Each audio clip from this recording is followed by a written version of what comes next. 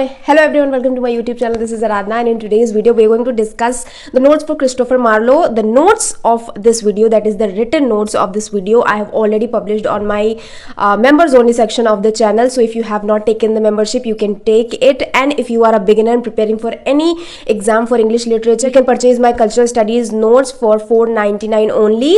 Link will be in the description to my Instagram account. You can DM me to get all the information, or you can just email me. Everything will be in the description box.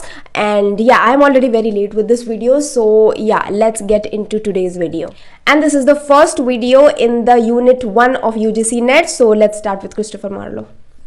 I'm going to talk about just the basic thing about Christopher Marlowe. So the first thing is that his nickname was Kit Marlowe, and he was an English playwright, poet, translator of the Elizabethan era. These are like very small things which people often think that these are so basic that they don't write in their notes. I don't know why, but I think the first thing you have to write is which era this writer or the poet or anyone belongs to. That is the most important thing. He was greatly influenced by Shakespeare, okay, who was baptized in the same year as Marlowe. Baptized is basically when you go in a church and you are given a church name, and you are basically accepted as a Christian, okay, so that's a Christian ritual. Then now Christopher Marlowe received critical reputation for using blank verse. Now blank verse is when you have unrhymed lines but you use a specific meter, okay, most likely it uses iambic pentameter, but it could be any of that. That's blank verse, okay. Now do let me know what is the meaning of free verse in the comment section.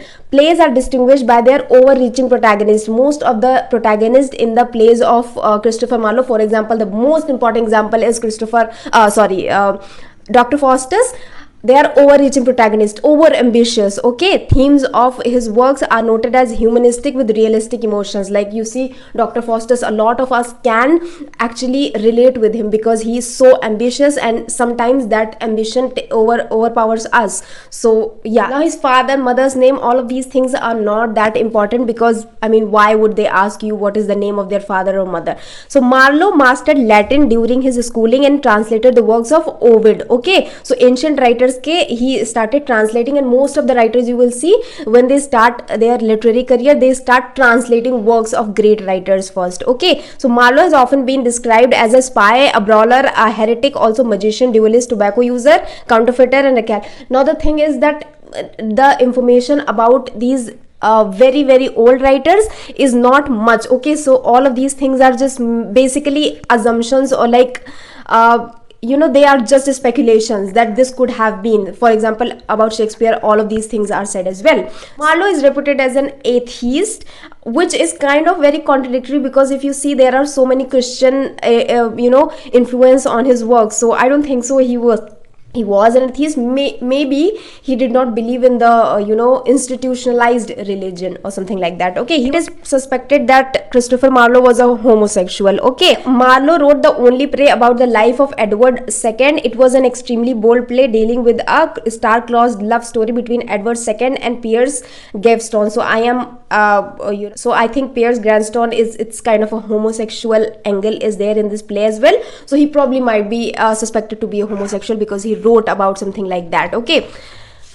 But do you guys think that all the time all of these writers are at some point in time are suspected of being homosexual? Like with Shakespeare, they also say he wrote about this guy in his sonnets. He wrote like these sonnets about the guy, so he's also said to be in love with this guy. I mean, what is the thing? Just comment that. Okay, now here are a few things that other writers have said about Christopher Marlowe. So George Peele has said, and I quote, "Marley the muse's darling," unquote. And Michael Drayton has said that had in him those brave translunary things that the first poets had.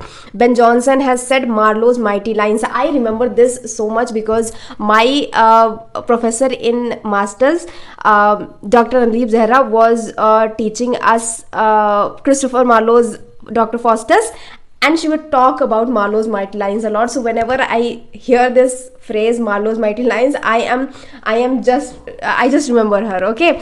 And then Thomas Nash, poor diseased Kit Marlowe, he has said about him. Now, as we have discussed it, Shakespeare was highly influenced by Christopher Marlowe. So Shakespeare has given a lot of tribute to Marlowe in his work. So in his As You Like It, he quotes from Marlowe's Hero and Leander: "Dead shepherd, now I find they saw of might, whoever loved that loved not at first sight." I do not believe in love at first sight. I love Romeo and Juliet, but I don't. Do let me know, what do you believe in? And in the same play, that clown Touchstone says that when a man's verses cannot be understood, nor a man's good wit seconded with the forward child, understanding it strikes a man more dead than a great reckoning in a little room. Now this reckoning is allusion to Marlowe's murder, okay, and he was murdered in a fight over a bill like the bill of a restaurant, okay. It's called the reckoning, and that has been talked of here, and Shakespeare has probably given a very subtle hint to it, okay. Then taken from infinite riches in a little room from the Jew of Malta. This phrase in a little room, last में जो line आ रही है, is taken from infinite riches in a little room from the Jew of Malta, which is a very famous play of Christopher Marlowe. I have published notes on that as well, okay. So 1593 में he was killed by a friend in Graham, okay. He was stabbed for the bill, like we have talked about it. Then now Marlowien themes has been seen in Shakespeare's work, okay. And the four of them are: Dido का influence, Dido the Queen of Carthage is seen in Shakespeare's Antony and Cleopatra, Jew of Malta का Merchant of Venice में, Edward II का Richard II में, and Dr. Faustus का Macbeth में. Now you can see the not like the story is not copied, and all art is just copy. I've talked about it a lot on this channel, I think. The thing is, Shakespeare has taken the themes of Marlowe's works, and then he has put his own characters, his own original characters, and then he has talked about it in a very, very different way. Because if you have read Merchant of Venice and Jew of Malta, then the story is very, very different, but the themes are very similar. Same goes for Dr. Faustus and Macbeth. Like Macbeth is so so ambitious with power, and same goes for Dr. Faustus, but the stories are way, way, way different, okay. And let's get on with the works of Christopher Marlowe. Notes for this I have already published on my channel. Do take the membership, it's a very big help to the channel. Now the first one is Dido, Queen of Carthage. It is possibly co-written with Thomas Nash. Tamerlane part 1, part 2, part 3 में है ये, okay. And then the Jew of Malta, Dr. Faustus, of course. Edward II, the Massacre at Paris, which is taken from some real life incident, okay. Then Last Dominion, possibly co-written with Arden of Favre. Every Man is a morality play, which is one of the first morality plays. I talked about this in William J. Long wale lecture mein, okay. Now some poetry and translations which are not that important, but you should know because he's such a big writer. So Amorous, which is the first book of Latin elegiac couplets by Ovid, as we have already talked about, that he started his career by translating the works of Ovid, okay. And then the second one is The Passionate Shepherd to His Love, which is a popular lyric, okay. Then Hero and Leander, which is also translation. It was completed by George Chapman. It was unfinished, okay.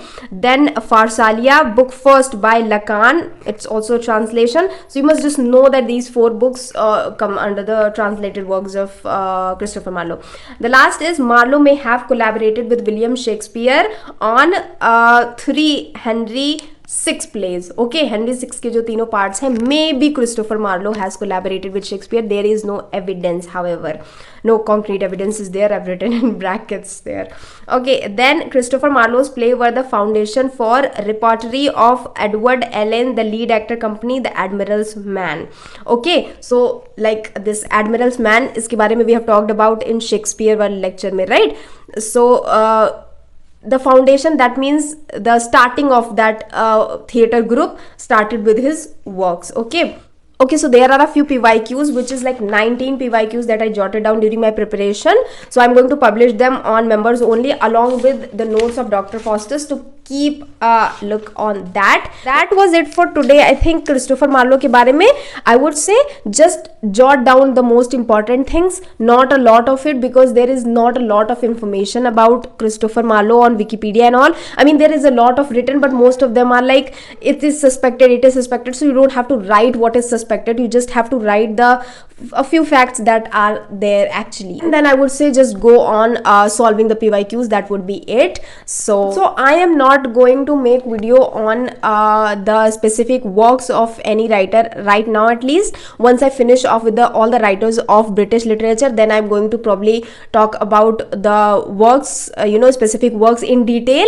But yeah, now I'm not going to do that, and I'm going to publish just notes for that, so keep a look at that. And yeah, that's pretty much it for Christopher Marlowe. I think it's not a lot. Then the second one is Ben Jonson, and I'm probably going to first publish notes for that, and then I'm going to make a lecture video on it. So yeah, keep an eye on that. And yeah, that's pretty much it for today. Bye bye. And yeah, if you have any query, then comment down in the comment section, and I look forward to that. And yeah, that's pretty much it. Bye.